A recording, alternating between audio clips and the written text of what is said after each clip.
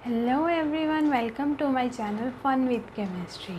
हम डिस्कस कर रहे थे chapter first of class 12 which is solid state, जिसमें कि आज हम करेंगे पैकिंग एफिशिएंसी और packing fraction. Right, so packing efficiency या पैकिंग फ्रैक्शन क्या होता है? The percentage of total space filled by the particle is called packing efficiency और पैकिंग फ्रैक्शन, कि कितना टोटल स्पेस ऑक्यूपाई किया हुआ है पार्टिकल ने। ठीक है, इसके फॉर्मूला के थ्रू इसकी डेफिनेशन क्या बनेगी? Packing efficiency is equal to volume of space divide by volume of cube into 100 percentage. Right, 100 हमने क्यों लगाया? परसेंटेज में कन्वर्ट करने के लिए। ये क्या होता है? पैकिंग एफिशिएंसी क्या होती है कि कितना पूरा वॉल्यूम है उस क्यूब का, और उस क्यूब में कितने स्फीयर्स है जिन्होंने कि वॉल्यूम ऑक्यूपाई किया हुआ है। मतलब ये तो टोटल वॉल्यूम है और ये वॉल्यूम ऑक्यूपाइड है। सिंपल लैंग्वेज में आप इसे कैसे समझ सकते हो? वॉल्यूम ऑक्यूपाइड के कितना वॉल्यूम ऑक्यूपाइड किया हुआ है और डिवाइड बाय टोटल वॉल्यूम, और टोटल वॉल्यूम कितना है इंटू 100, इसको परसेंटेज में कन्वर्ट करने के लिए। तो अब हम फर्स्ट डिस्कस करेंगे simple cubic unit cell. Simple cubic unit cell मैंने आपको बताया था क्या होता है, जिसमें ऐसा यूनिट सेल जिसके अंदर जो एटम्स हैं वो सिर्फ और सिर्फ कॉर्नर पर ही प्रेजेंट होंगे। राइट, तो ये हमने क्या बनाया? क्यूब ले लिया, इसमें जो एटम्स हैं वो सिर्फ और सिर्फ कॉर्नर्स पर प्रेजेंट है। 1 2 3 4 5 6 7 8। इस क्यूब के कितने कॉर्नर्स हैं? 8। राइट, अब हमने सपोज किया कि एज लेंथ क्या है यूनिट सेल की? ए। एज लेंथ क्या होती है? जो लाइन दो कॉर्नर्स को ज्वाइन करती है। राइट, तो ये लाइन है जो कि इन दो कॉर्नर्स को ज्वाइन कर रही है, ऐसे ही सब में है, तो ये क्या होगी? एज लेंथ ए। इसको हमने सपोज कर लिया कि एज लेंथ होगी ए, और रेडियस ऑफ स्फीयर क्या है? आर। अब रेडियस ऑफ स्फीयर क्या आएगा? अब हमने क्या किया, इसका या तो टॉप साइड व्यू ले लेना है या बॉटम साइड। राइट, या आप टॉप साइड ले सकते हो, बॉटम साइड, या साइड वाइज व्यू। तो सब में हमें ऐसे दिखेगा कि जो स्फीयर है वो एक दूसरे को टच कर रहे हैं। एज लेंथ क्या आती है? जो दो कॉर्नर्स को ज्वाइन करती थी, और रेडियस क्या आएगा? ये सो ये आर क्या है? रेडियस है इस स्फीयर का। राइट, तो ऐसे ही हम इसमें भी देख सकते हैं radius of sphere, radius of sphere और this is radius of sphere। अब ये स्फीयर जो है वो एक दूसरे को टच कर रहे हैं, और जो लाइन दो स्फीयर्स को टच करते थे उसे हम क्या कहते थे? As length. सो ये टोटल क्या होगी? ए। तो हमें यहाँ से क्या मिला कि ए एज स्फीयर्स टच कर रहे हैं एक दूसरे को, सो ए किसके इक्वल होएगा? 2r के। अब हमें नंबर ऑफ स्फीयर्स निकालने हैं पर यूनिट सेल। क्यों? क्योंकि पैकिंग फ्रैक्शन का क्या फॉर्मूला होता था? Volume of sphere divide by volume of cube into 100। तो हमें वॉल्यूम निकालना पड़ेगा स्फीयर का और क्यूब का, फिर उन दोनों की रेशियो लेनी पड़ेगी। तो इसके लिए पहले हमें निकालना पड़ेगा number of spheres per unit cell, कि इस यूनिट सेल में कितने नंबर ऑफ स्फीयर्स हैं। अब इसके अंदर कितने कॉर्नर्स हैं? 8 कॉर्नर्स है। हर एक कॉर्नर का कॉन्ट्रीब्यूशन कितना होता है? 1/8। सो 8 कॉर्नर्स का कॉन्ट्रीब्यूशन कितना आएगा? 1/8। So 8 into 1/8 which is equal to 1। अब हमें निकालना है volume of sphere. Volume of sphere तो हम स्टार्टिंग से पढ़ते हैं क्या होता है? 4/3 पाई आर क्यूब। अब हमें निकालना है volume of cube. Volume of cube क्या होता है? ए का क्यूब, नहीं एज लेंथ का क्यूब हो गया। हम एज लेंथ किसके इक्वल है? 2r के। हमने इस फिगर में से देखा था कि ए किसके इक्वल आ रहा है? 2r के। सो ए इज इक्वल टू 2r का होल क्यूब। तो हमारे पास कितना आ गया? 8r cube. अब पैकिंग फ्रैक्शन क्या होता है? Volume of sphere divide by volume of cube into 100। So volume of sphere क्या है? 4/3 pi R cube. Volume of cube 8r cube. R cube से आर क्यूब कैंसिल, और फ्रैक्शन में लेने के लिए 100%। अब इसको सॉल्व करते हैं। ये किस पे जाएगा? 2 पर। 4 2 जा 8, सो ये कितना हो गया? π/6 इंटू 100%। तो ये हमारे पास कितना आएगा? 52.6%। ये आपको दोनों वैल्यूज़ याद रखनी है, एक π/6 एंड एक 52.6%, क्योंकि ये डायरेक्ट MCQ में पूछा जा सकता है। That packing efficiency of a simple cubic unit cell is 52.6%, 38%, 62% और 74%। तो आंसर क्या होगा? 52.6%। और इस फॉर्म में पूछा जा सकता है, पाई की फॉर्म में। सो आंसर क्या होगा? π/6। नेक्स्ट है फेस सेंटर्ड क्यूबिक स्ट्रक्चर, जिसको कि हम CCPP कहते हैं, क्यूबिक क्लोज पैकिंग, और सेम ही पैटर्न HCP में फॉलो होएगा, हेक्सागोनल क्लोज पैकिंग में। राइट, अब हमने फेस सेंटर में क्या पढ़ा था कि जो एटम्स है वो कॉर्नर पर भी प्रेजेंट होते हैं और फेस के सेंटर पर भी। कॉर्नर पर प्रेजेंट है, फेस कितने होते हैं 6, 1 face, second face, third phase, fourth face, this is fifth face and this is sixth face. तो एटम्स कॉर्नर पर भी प्रेजेंट है और फेस के सेंटर पर भी। राइट, अब हमने इसका क्या किया, टॉप या बॉटम या साइड व्यू कोई सा भी ले सकते हैं। हमने इसका टॉप व्यू ले लिया, मतलब हम इसको ऊपर से देख रहे हैं। तो जब हम इसको ऊपर से देखेंगे तो ये जो फेस सेंटर्ड पे, मतलब जो फेस के सेंटर पर जो एटम है वो इन कॉर्नर्स वाले एटम को टच कर रहा है। तो पहले आपको फेस के जो सेंटर पे एटम है उसको ड्रॉ करना है, देन कॉर्नर्स वाले एटम को ड्रॉ करना है।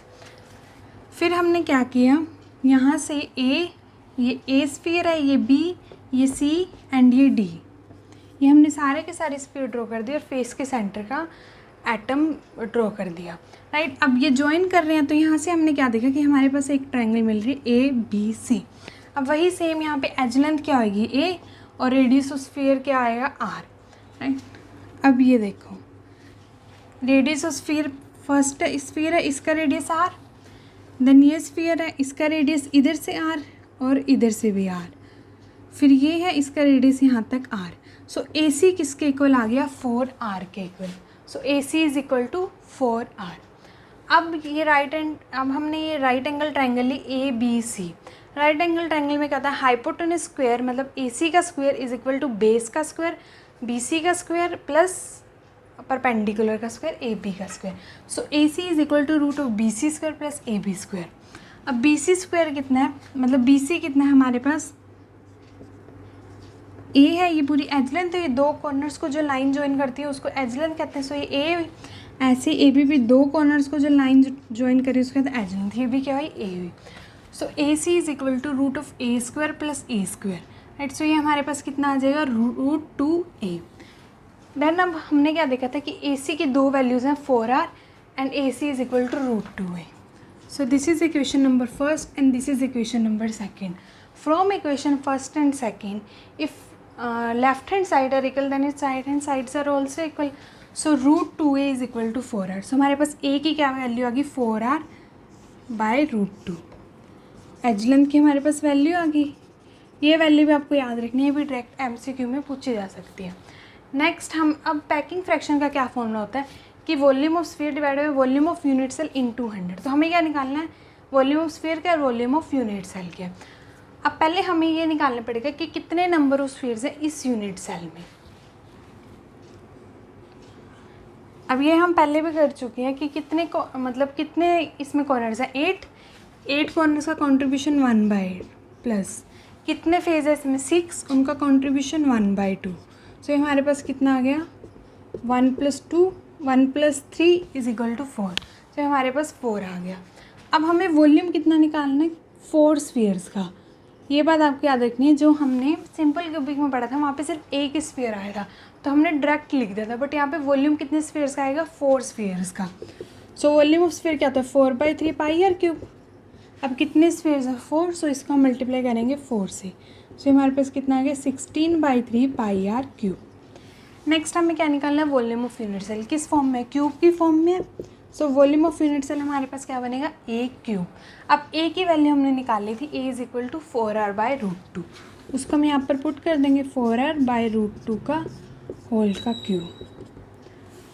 तो हमारे पास क्या आएगा 4 4 16 16 4 64 r का क्यूब रूट 2 का क्यूब करेंगे तो 2√2। तो ये हमारे पास कट करके कितना आ जाएगा 32 r³ बाय रूट 2। अब हमें क्या निकालना है फ्रैक्शन ऑक्यूपाइड मतलब पैकिंग फ्रैक्शन। सो वो क्या आएगा वॉल्यूम ऑफ स्फीयर कितना 16/3 πr³ and volume of unit cell 32/√2 r³ into 100। इसको फ्रैक्शन में कन्वर्ट करने के लिए r³ से r³ कैंसिल, तो हमारे पास कितना आएगा √2 π/6 या फिर 74%। इसकी क्या आएगी packing efficiency. So packing efficiency of FCC HCP and CCP 74% और √2π/6। अब हम करेंगे ना बॉडी सेंटर्ड क्यूबिक स्ट्रक्चर। अब बॉडी सेंटर्ड क्यूबिक स्ट्रक्चर में क्या होता था, एटम्स जो थे वो कॉर्नर पर भी प्रेजेंट होते थे, बॉडी के सेंटर पर भी। तो हमने कॉर्नर्स पे लगा दी 1 2 3 4 5 6 7 8 एंड बॉडी के सेंटर पर। अब यहाँ पे आपको 2 ट्रायंगल चूज़ करने हैं, वो हम देखते हैं कैसे करने हैं। पहले तो ये जो बॉडी के जो सेंटर पे जो एटम है वो इन कॉर्नर्स को टच कर रहा है, इसको इसको इसको इसको। तो हमने डायगोनल ड्रॉ कर लिया, एक बॉडी के थ्रू डायगोनल और एक फेस के थ्रू डायगोनल, राइट। अब जो हमने बॉडी के थ्रू डायगोनल ड्रॉ किया है उसकी जो स्ट्रक्चर है वो यहाँ पर ड्रॉ किया है। ये ए एटम है, ये डी है, और बॉडी के जो सेंटर है वो इन कॉर्नर्स के एटम को टच कर रहे हैं। तो क्या बन जाएगा, यहाँ से आर, ये भी आर, ये भी आर और ये भी आर। सो ये क्या हो गया, AD is equal to 4R। ये हमारे पास आ गई फर्स्ट इक्वेशन।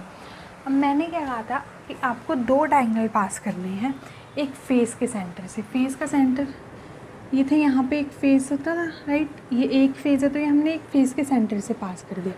अब हमने यहाँ पे एक ट्रायंगल चूज़ की, कौन सी ट्रायंगल बन रही है, देखो यहाँ पे AB एंड C, राइट। तो ABC ट्रायंगल में से हमने क्या देखा, hypotenuse square is equal to base square plus perpendicular square, मतलब AC का square is equal to BC का स्क्वायर प्लस AB का स्क्वायर।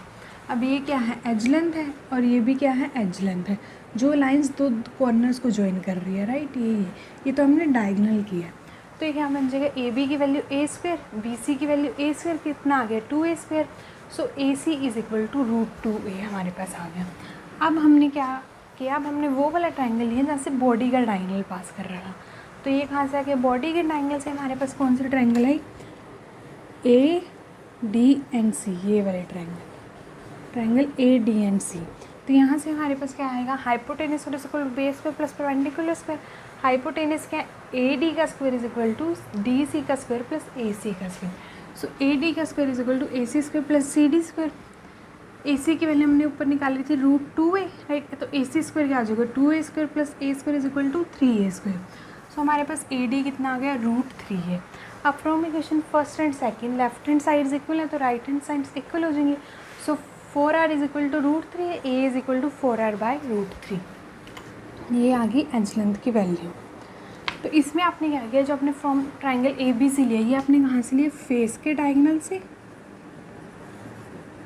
यहाँ पे आपको बस इतना ध्यान रखना है फिगर में कि बॉडी का सेंटर ड्रॉ करके आपको 2 डायगोनल्स ड्रॉ करने हैं, एक फेस डायगोनल और एक बॉडी का डायगोनल। एक हमने फेस डायगोनल ड्रॉ किया और एक हमने बॉडी डायगोनल ड्रॉ किया, राइट। फेस का डायगोनल, बॉडी का डायगोनल, और 2 ट्रायंगल हमने चूज़ किए, एक फेस के डायगोनल से ट्रायंगल ABC, एक बॉडी के डायगोनल से triangle AD and C, right. तो यहाँ से हमारे पास एज लेंथ की वैल्यू आ गई। अब हमें निकालना है number of spheres per unit cell.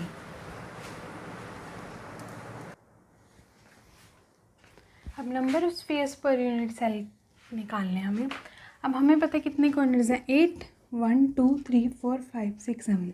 So 8 × 1/8 plus body का सेंटर 1, उसका कॉन्ट्रीब्यूशन भी कितना होता है 1। सो ये कितना आ जाएगा, 1 + 1 2। मतलब हमने कितने स्फीयर्स का वॉल्यूम निकालना है, volume of 2 spheres. Volume of 2 spheres क्या होगा, एक स्फीयर का वॉल्यूम क्या होता है, 4/3πr³। 2 स्फीयर्स एंड 2 × 4/3πr³, ये हमारे पास कितना आ जाएगा, 8/3πr³। फिर हमें क्या निकालना है, volume of the unit cell, cube की फॉर्म में है A³ की वैल्यू क्या है, 4R/√3 का क्यूब। तो हमारे पास कितनी आ जाएगी, 64R³ × √3। सो फ्रैक्शन ऑक्यूपाइड क्या होता है, या फिर पैकिंग फ्रैक्शन भी हम इसको कहते हैं। पैकिंग फ्रैक्शन हमारे पास क्या आएगा, volume of 2 spheres divided by volume of unit cell. 2 spheres का वॉल्यूम कितना है, 8/3πr³ and volume of unit cell 64R³/3√3।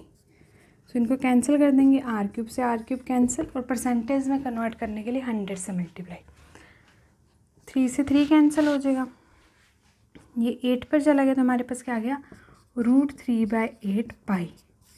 इसको जब हम कन्वर्ट करेंगे तो ये हमारे पास कितना आएगा, 68%। मतलब BCC की पैकिंग एफिशिएंसी कितनी है, 68%, राइट। बस आपको इसमें डायग्राम ध्यान रखना है, और आपने कौन से 2 ट्रायंगल लिए हैं, एक फेस के ट्रायंगल से और एक बॉडी के ट्रायंगल से। Triangle ABC and triangle ADC। बस इतना याद रखना है, आगे तो ईजी है ये। अब हम रिवीजन कर लेते हैं जो हमने पढ़ा। पहले हमने पढ़ा था packing fraction of simple cubic unit cell, वो कितना आया था 52.4% या फिर π/6। ये वैल्यू आपको याद होनी चाहिए, कितना आया था 52.4% और π/6। पैकिंग फ्रैक्शन को हम क्या कह सकते हैं, वॉल्यूम ऑक्यूपाइड, राइट, कि कितना वॉल्यूम उसने ऑक्यूपाइड किया होता।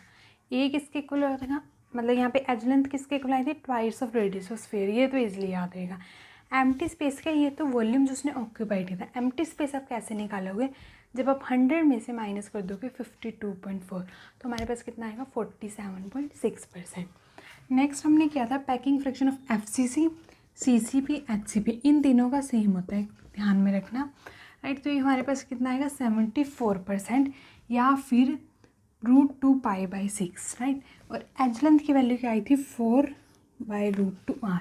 तो इसमें एम्प्टी स्पेस कितना आएगा, जब हम 100 में से माइनस कर देंगे 74%, तो हमारे पास कितना आ जाएगा 26%।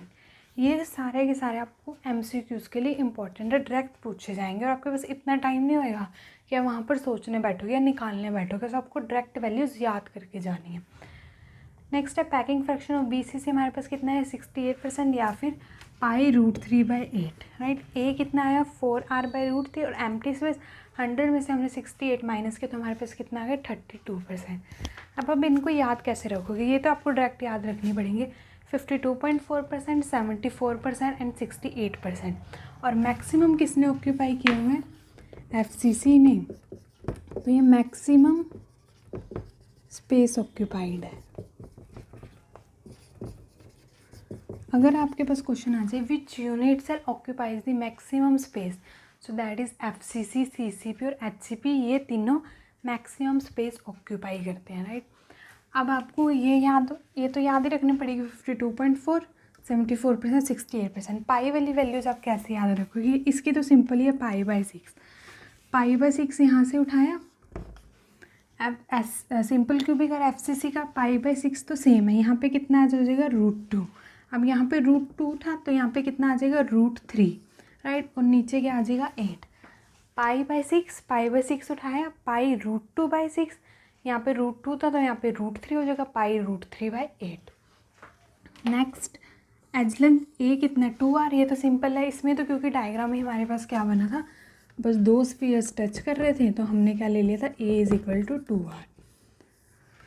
लेकिन यहाँ पे हमने कैलकुलेट किया तो आपको वैल्यू याद रखनी पड़ेगी, A = 4r/√2। यहाँ पे क्या आएगी 4r/√3, यहाँ पे √2 था तो यहाँ पे कितना है √3, जैसे यहाँ पे √2 था तो यहाँ पे कितना हो गया था √3, राइट।